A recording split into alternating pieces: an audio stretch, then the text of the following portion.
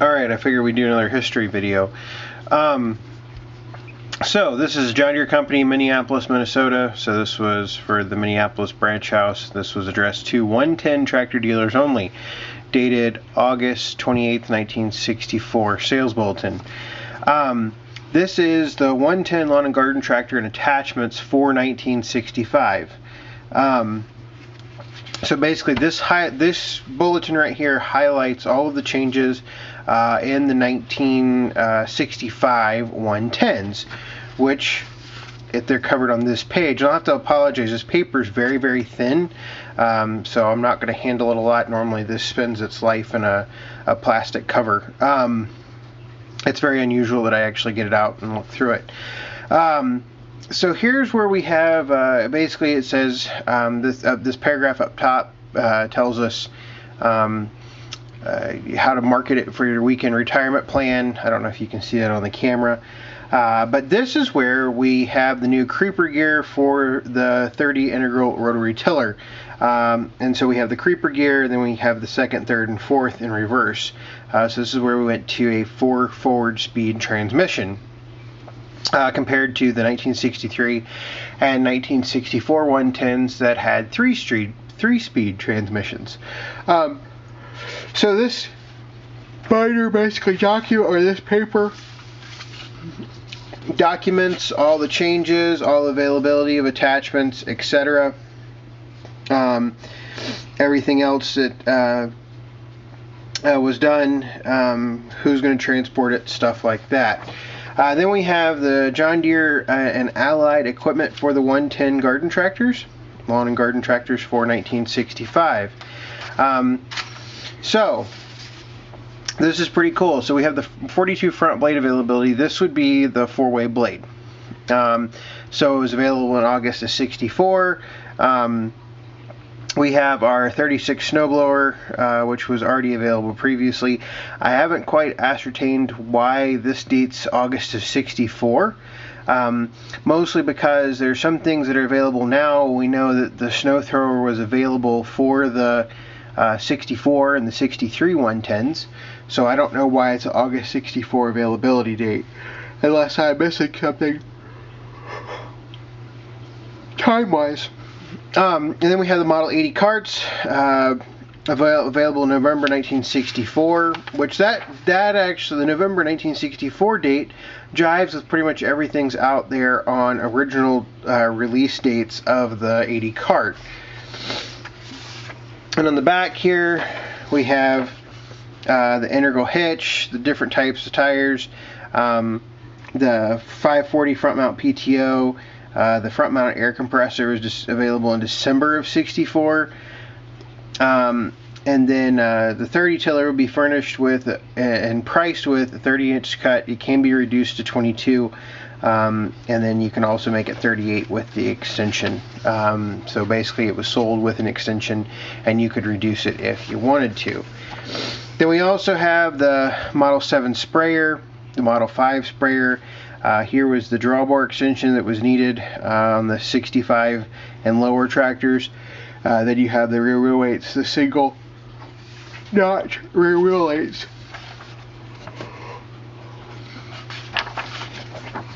And then you have front and rear bumpers, front and rear slab weights. You have the lights, 2 front, 1 rear, tire chains. This is something people always go crazy over, the pistol luber, the chrome hubcaps. Then I'd really like to find one of these clear covers for Christmas, you know.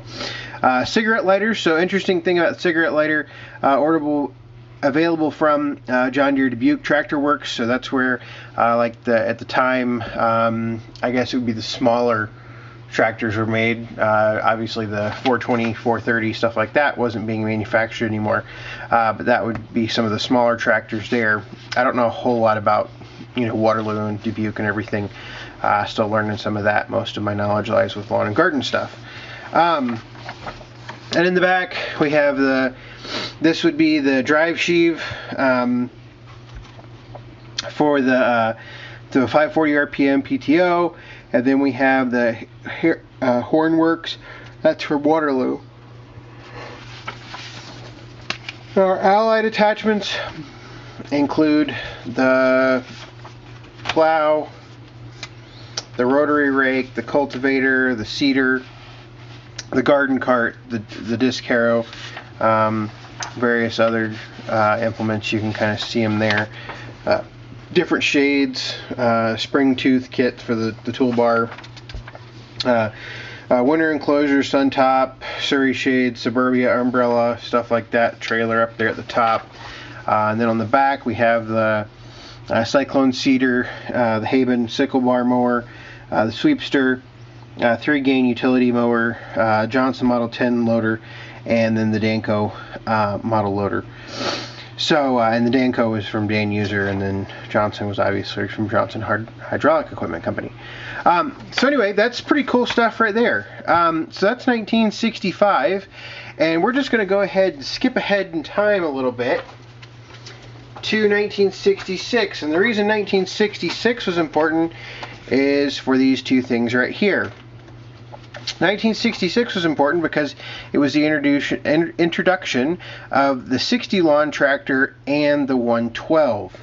The 112 was basically the 10 horsepower larger cousin, not frame-wise, just horsepower-wise to the 110, and the 60 was a lawn tractor, not lawn and garden tractor. So Deere is starting to diversify some of its works, and then hot off the line, new 10 horsepower John Deere 112 lawn and garden tractor. This is a pretty cool little brochure right here. Basically just gives you got the air compressor, the blade, you got the Model 7 sprayer, the 80 cart, the tiller, and the snow blower, and then you have the 112 with the 47-inch deck underneath it. Pretty cool stuff. So overall, I mean, this brochure is dated 5 of 66. 66 was the first year of the 112s. And then we have the Model 60. The Model 60 was the 6 horsepower lawn tractor. You can kind of see it here. Basically, just all it really had was a snow thrower. Basically the cart was designed to be pulled behind it, and then the 40 blade, and that's pretty much covers it for the 60. The 60 was kind of like just the cheaper version of the it's a lawn tractor basically instead of a lawn and garden tractor. A very similar setup for the release of the 1966 John Deere 60. And this was basically giving you all the highlights of that. Very similar layout here. So you have the cart, the 40 blade, and the 32 snowblower. Basically, Deere talks about all the marketing features of the 60. Particularly the first couple thousand 60s were an actual 2-speed drive. They had 2 speeds, one for high speed and one for low speed, and then drawbars, stuff like that. This shows you the speeds of the transmission or the transaxle when in particular gear. You can kind of just flip. I just flipped through this. You can look at it, show you some of the stuff in there. Just a pretty cool little announcement for all of the 60 stuff. Here's that pistol luber again. And then, so this is probably the coolest part is announcement displays. We anticipate that the 34 rotary mower will be required and sold with practically 100% of 60 tractors. Therefore, we urge you to order tractors and equipment and arrange eye-catching displays. Also display the 32 snow thrower and 40 front blade wherever saleable for your public announcement programs. Plan to have ample supply of advertising materials available. And then it says prices released through regular channels. Then it goes through all of the specs and everything, but kind of a cool piece of documentation there. So, prices released to the normal channels. How much were all these machines back in 1966? Unfortunately, I don't have a 66 price list, but I do have something very similar to that.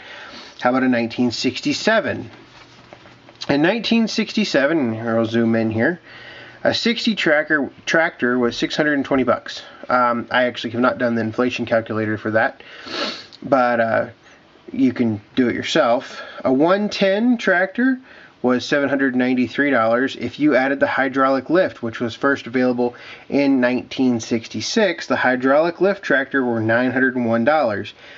You had to add an additional $125 to that to get a 38 rotary mower. If you wanted a 112H in 1967, it was going to be almost $1,000, $938 plus another $150 for the 46 rotary mower. In the past, I have done inflation calculators on my 1967 110 hydraulic lift, and based on I think it's $1,300 and some odd dollars. I think I'll have to pull that paper out later, but it basically equates to about $8,000 today. And then you have the Model 20 compressor was only $160. Seems kind of cheap now compared to what they sell for. The 5A sprayer, the pool type, was $219, and the 7 sprayer was $171. So kind of a cool little price sheet there. I think that'll wrap up this video. So we've covered 1965, 66, and I'll go ahead and say we covered 67, which will bring us to 68. And they'll probably take 2 videos to cover 1968 for lawn and garden stuff, at least to do it justice, because that's the release of the square fenders and the 140. So until I get all that paperwork together, hopefully these videos are informative. And if you like them, I will continue to make them.